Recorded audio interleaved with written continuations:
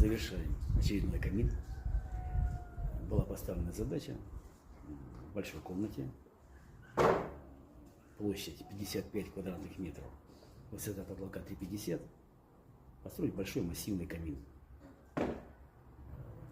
Осталось разобрать леса и прикрутить задвижку.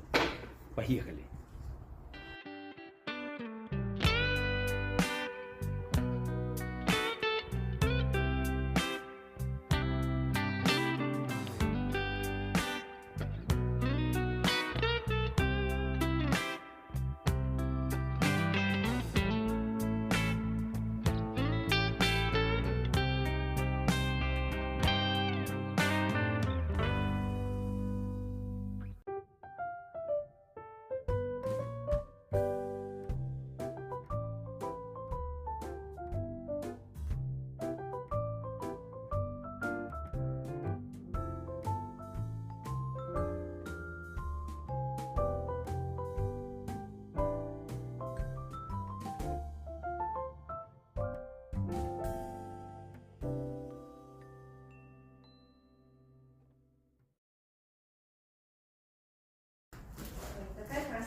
Спасибо вам большое. Я не ожидала, если честно.